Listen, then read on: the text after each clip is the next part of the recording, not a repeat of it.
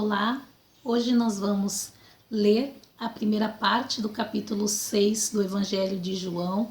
É um capítulo extenso também, no entanto, um capítulo muito gostoso de ler, onde nós vemos inicialmente 2 milagres de Jesus e em seguida ele faz um discurso, ele fala um pouco sobre quem é ele se revela um pouco mais aqui no Evangelho de João.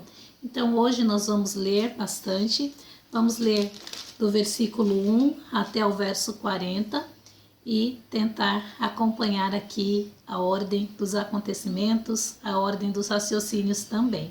Então vamos à leitura. Depois dessas coisas, atravessou Jesus o mar da Galileia, que é o de Tiberíades.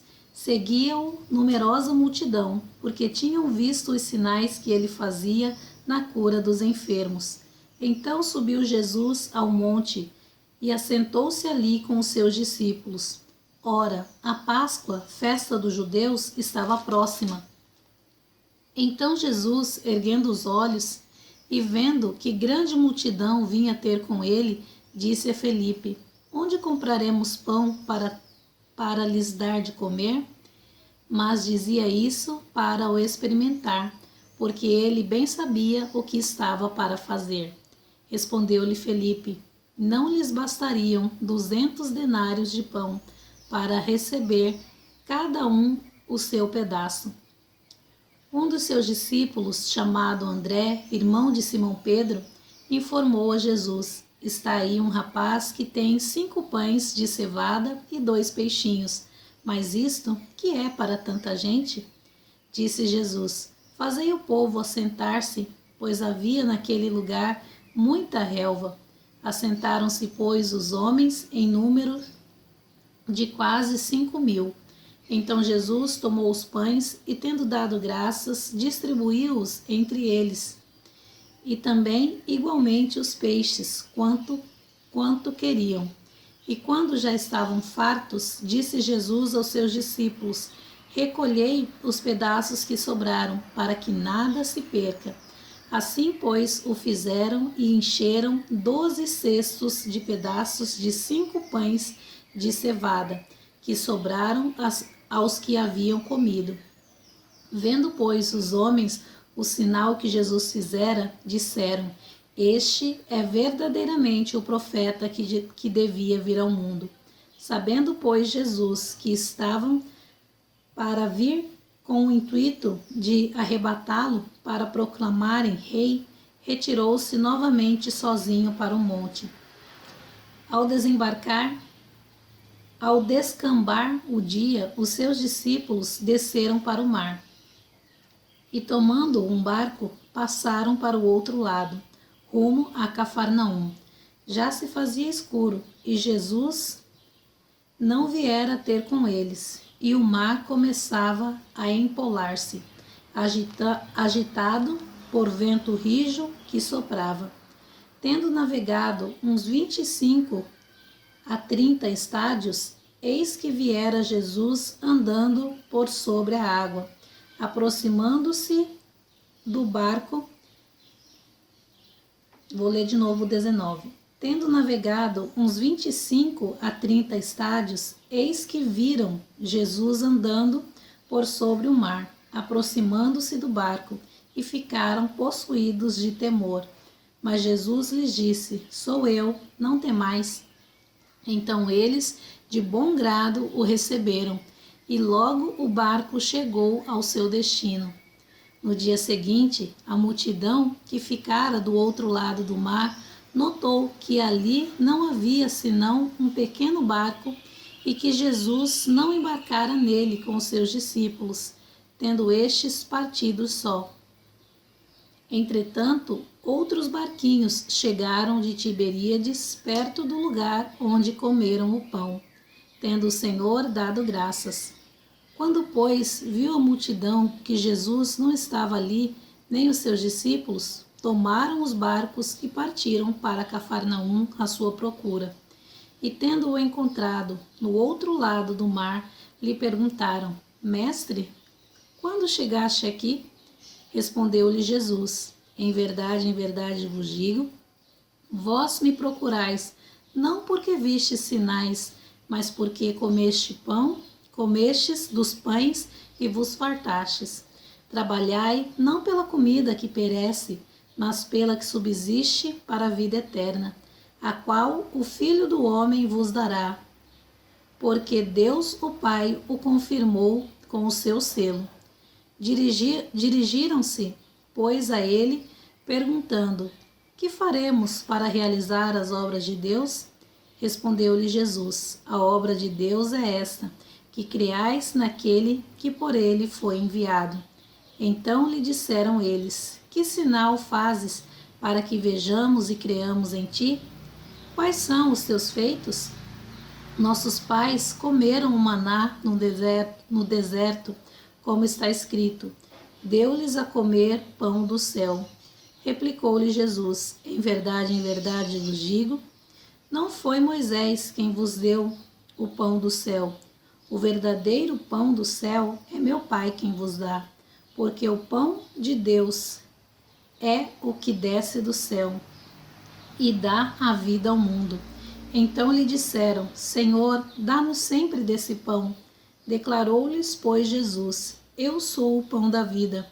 O que vem a mim jamais terá fome, e o que crê em mim jamais terá sede. Porém, eu já vos disse que, embora me tenhais visto, não credes. Todo aquele que o Pai me dá, esse virá a mim. E o que vem a mim, de modo nenhum lançarei fora, porque eu desci do céu, não para fazer a minha própria vontade, e sim a vontade daquele que me enviou. E a vontade de quem me enviou é esta, que nenhum eu perca de todos os que me deu. Pelo contrário, eu o ressuscitarei no último dia. De fato, a vontade de meu Pai é que todo homem que vir o Filho e nele crê tenha a vida eterna, e eu o ressuscitarei no último dia. Então, esse é o texto que nós temos para hoje. E, como eu disse, nós temos 2 milagres relatados aqui nesse capítulo. O primeiro, da multiplicação dos pães e dos peixes, e o segundo, que é Jesus andar sobre as águas, indo encontrar com seus discípulos que já estavam mar adentro, no seu barquinho, seguindo para o outro lado. Então nós vemos esses 2 milagres sendo realizados pelo Senhor Jesus, mas nós vemos também como o Senhor Jesus, ele agiu diante das circunstâncias que o cercavam. Jesus, onde ele estava, depois que ele iniciou o seu ministério, sempre havia uma multidão à volta dele. Sempre havia pessoas procurando falar com Jesus, se aproximar dele, ouvir os seus ensinamentos. Então Jesus era uma pessoa pública e muito bem procurada pela população local.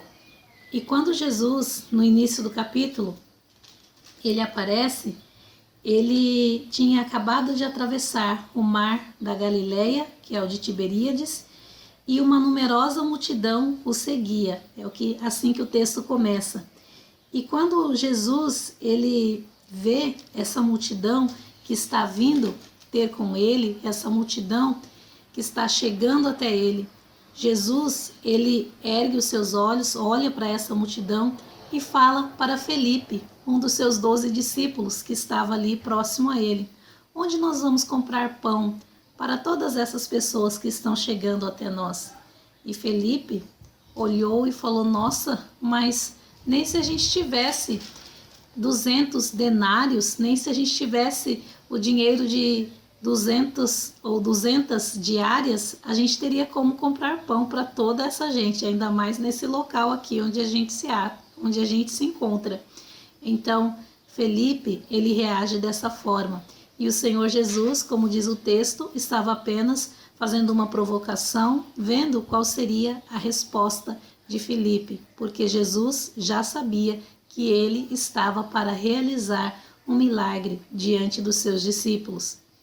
E nisso nós vemos que André também aparece na conversa quando ele fala, ele chega para o Senhor Jesus e diz: olha, aqui tem um rapaz que tem 5 pães de cevada e 2 peixinhos. E então Jesus, ele começa a delegar para os seus discípulos o que eles deveriam fazer, né? Na verdade, Jesus, ele dá graças a Deus, ele levanta os olhos para os céus e ele agradece por aquele alimento, o reparte entre os seus discípulos e pede que os seus discípulos distribuam para aquela multidão, que os discípulos também pediram para se assentar ali na relva, ali no campo, para poder receber o alimento.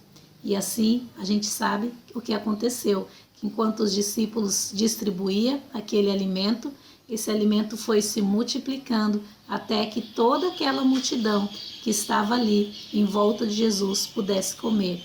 E eram mais ou menos 5.000 homens. Como a gente sabe, era contado apenas os homens, não as mulheres nem as crianças.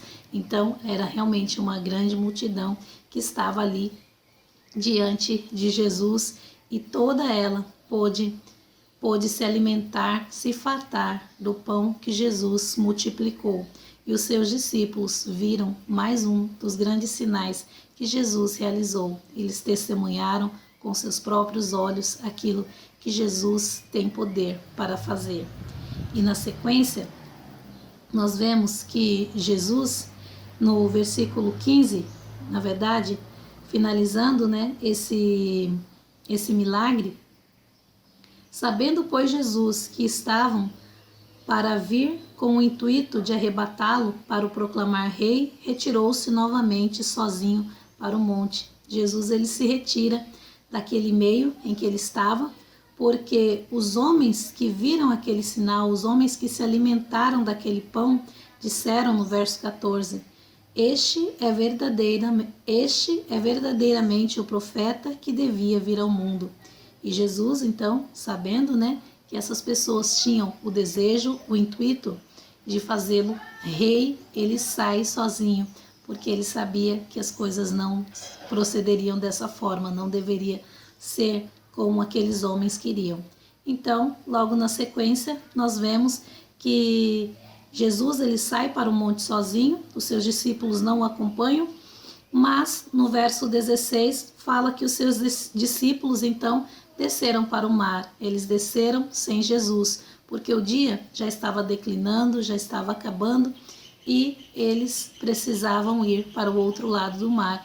E eles não se sentiram preocupados com Jesus, eles seguiram seu caminho.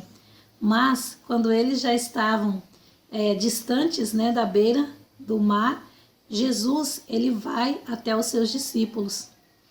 E, no entanto, também no verso 18 fala que o mar ele já começava a empolar-se, agitado por rijo vento que soprava. Então a navegação naquele fim de tarde não foi tão fácil, porque havia já muito vento e talvez uma tempestade se aproximando. Mas o Senhor Jesus, ele vai de encontro com seus discípulos exatamente quando o mar está assim, bravio.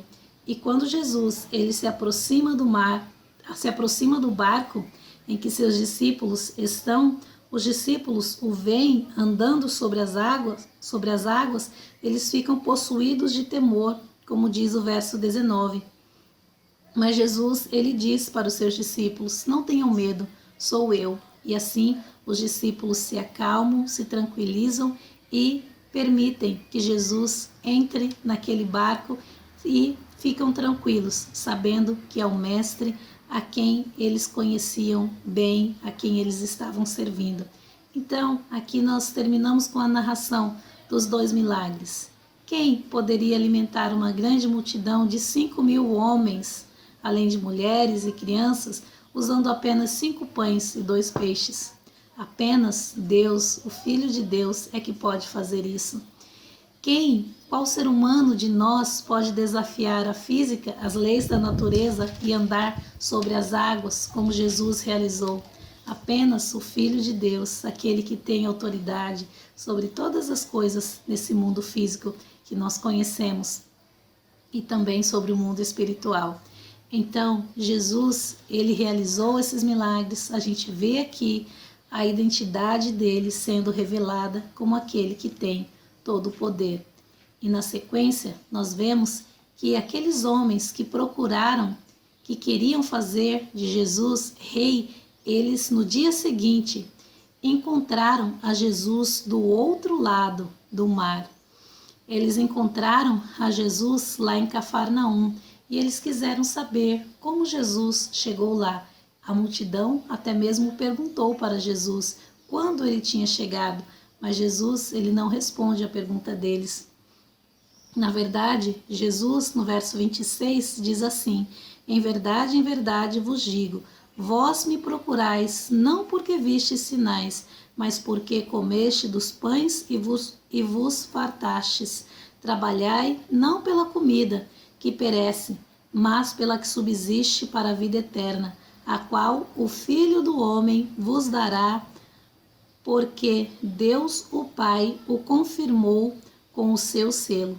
Então essa foi a resposta que Jesus deu quando aquela multidão perguntou para Jesus quando ele tinha chegado ali do outro lado, na cidade de Cafarnaum.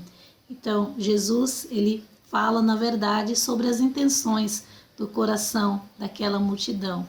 Então ele já demonstra também o prévio conhecimento das coisas que se passam até no nosso coração, na nossa mente. E Jesus, ele não precisa responder sobre o que ele faz, ele não precisa dar satisfação a ninguém. E por isso mesmo, ele não responde a pergunta de modo direto como lhe foi feita, mas ele fala sobre as intenções do coração daqueles homens e fala também de uma comida que nós devemos trabalhar não por essa comida que perece, mas pela que subsiste para a vida eterna. E o diálogo segue aqui. E Jesus também, ele fala sobre Deus, o Pai, e fala que Deus, o Pai, confirmou com o seu selo ao Filho do Homem. E quando ele fala de Filho do Homem, está falando que, na verdade, sobre o Filho de Deus, sobre o próprio Jesus. Esse título, Filho do Homem, é utilizado para Jesus. Filho de Deus também se refere a Jesus nas Escrituras, nos Evangelhos, que nós estamos lendo nesses dias. E depois a multidão faz mais uma pergunta para o Senhor Jesus, no verso 28. Dirigiram-se, pois, a ele, perguntando: que faremos para realizar as obras de Deus? Essa foi a pergunta que eles fizeram, ao que Jesus respondeu de modo direto: